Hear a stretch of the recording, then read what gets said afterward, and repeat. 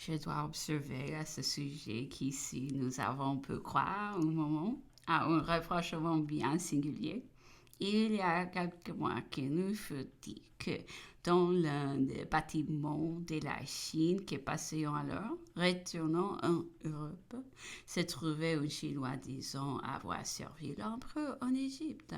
L'empereur alors s'était écrié qu'il c'était son petit voleur.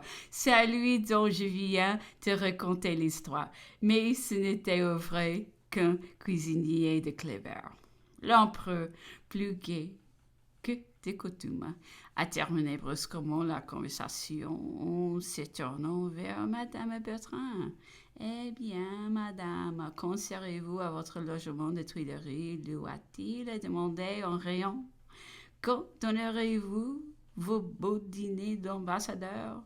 Mais vous serez obligé, du moins, assure-t-on, d'échanger votre ameublement, car on prétend qu'on n'est pas propre de tout dans ces pays-là.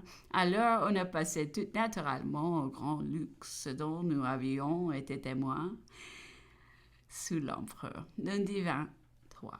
L'empereur est entré dans ma chambre sur les 10 heures et m'a pris pour marcher avec lui. Nous avons dû déjeuner sous les arbres. Le temps était magnifique, la chaleur forte, mais bienfaisante.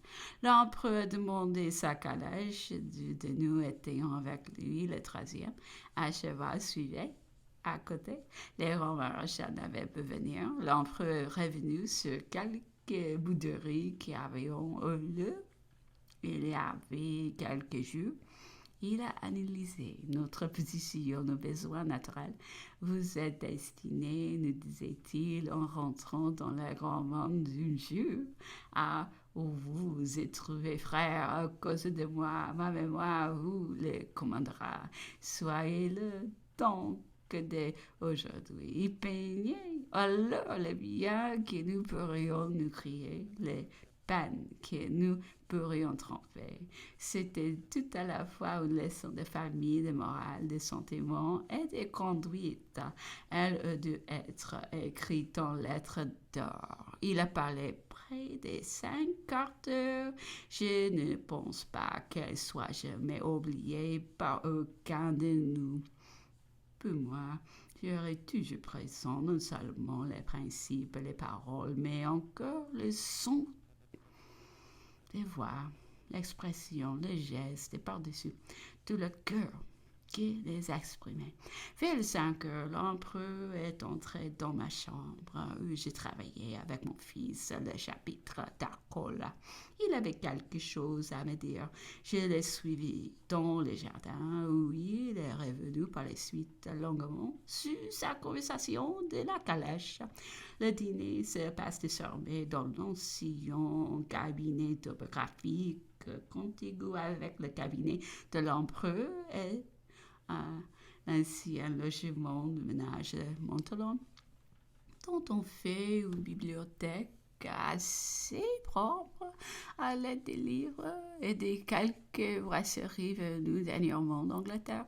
Les traces de l'incendie dans le salon se réparant lentement. Nous sommes contraints de demeurer à table dans notre nouvelle salle à manger jusqu'à ce que l'empereur se retire.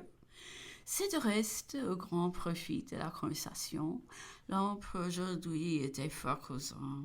On parlait des rêves, des pressentiments, des prévisions, ce que les Anglais appellent double sight, double vue. Nous avons débité tous les lieux communs que menant d'ordinaire ces objets, jusqu'à parler des sorciers et des revenants. L'empereur conclut toutes ces charlataneries et tant d'autres, telles que celles de Cagliostro, Mesmer, Gall, Lavater, se détruisant par ce raisonnement bien simple pourtant. Tout cela peut être, mais cela n'est pas. L'homme aime le merveilleux, disait-il. Il a pour lui un charme irrésistible. Il est toujours prêt à quitter celui dont il est enterré peut courir après celui qu'on lui fâche. Il se prête à lui même à ce qu'on le trompe. La vraie, c'est que tout est merveille autour de nous. Il n'est point de phénomène proprement dit, tout est phénomène dans la nature. Mon existence est un phénomène. Les bois qu'on met dans la cheminée et qui me chauffe est un phénomène. La lumière qui voilà et qui m'éclaire est un phénomène. Toutes les causes premières, mon intelligence et mes facultés sont des phénomènes. Car tout cela est, et nous ne savons le définir. Je vous quitte ici, continuait-il. Me voilà à Paris, entrant à l'opéra, je salue les spectateurs, j'entends les acclamations, je vois les acteurs, j'entends la musique. Aussi, je puis franchir la distance de Sainte-Hélène. Pourquoi ne franchirais-je pas la distance des siècles? Pourquoi ne verrais-je pas l'avenir comme le passé? L'un serait-il plus extraordinaire, plus merveilleux que l'autre?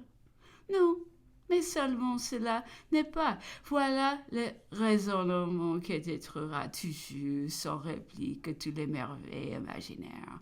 Tous ces charlatans disons des choses fort spirituelles. Le raisonnement pouvant être juste, ils séduisent seulement la conclusion est fausse, parce qu'il est fait manquant. Mesmer et le mesmérisme ne se sont jamais relevés de rapports de Bailly. Au nom de l'Académie des sciences, Mesmer produisait des effets sur une personne en la magnétisant en face. Cette même personne, magnétisée par derrière, à son insu, n'éprouvait plus rien. C'était donc de sa part une erreur de son imagination, faiblesse des sens. C'était la somnambule qui la nuit que sur les trois sans danger, parce qu'ils ne craignent pas les jours. Il se casserait le cou parce que ses sens le troubleraient. J'entreprise un jeu, disait-il à une de mes audiences publiques, le charlatan Puissiger. Sur sa somnambule, il voulut le prendre très haut. Je l'intéressais par ses seuls mots. Si elle est si savante qu'elle nous dise quelque chose de neuf, dans 200 ans, les hommes auront fait bien de progrès. Qu'elle en spécifie un seul. Qu'elle dise ce que je ferai dans 8 jours. Qu'elle fasse connaître les numéros qui sortiront demain à la loterie. J'en fis de même pour Gall. J'ai beaucoup contribué à le perdre. Corvisart était son grand sectateur. Lui et ses semblables ont un grand penchant pour le matérialisme et accroîtraient leur science et leur domaine. Mais la nature n'est point si pauvre. Si elle était si grossière de s'annoncer par des femmes extérieures, nous irions plus vite en besogne et nous serions plus savants. Ses secrets sont plus fins et plus délicats, plus fugitifs. Jusqu'ici, échappant à tout. Une petite poussou se trouve un grand génie, un grand bel homme n'est qu'un sot. Une large tête de gros cheval n'a parfois pas une idée, tandis qu'un petit cerveau se trouvera d'une vaste intelligence et, voyez, l'imbécilité de Gall. Il attribue à certaines bosses des penchants, des crimes qui ne sont pas dans la nature, qui ne viennent que de la société et de la convention des hommes qui devions la bosse du vol. S'il n'y avait point de propriété, la bosse de l'ivrognerie, s'il n'y avait point de liqueur fermentée, celle de l'ambition, s'il n'existait point de société. Il en est de même de cet insigne charlatan Lavater, avec ses rapports du physique et du moral, notre crédulité dans les vices de notre nature. Il est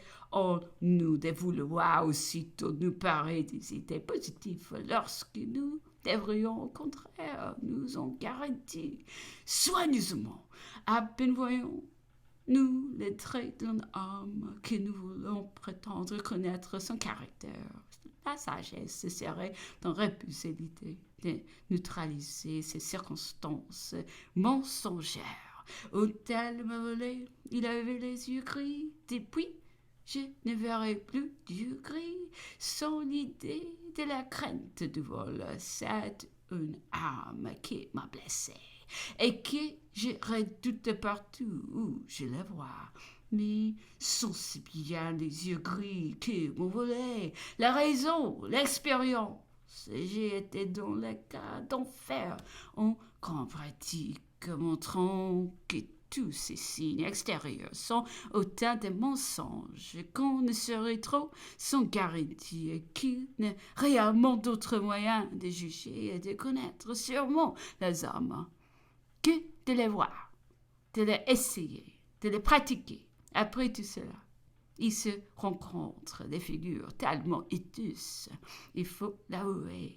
Est-il en cité une qui nous a tout fait rire, celle du gouverneur, qui la raison la plus forte est mise d'abord en fuite, et que la condamnation se prononce en dépit d'elle-même.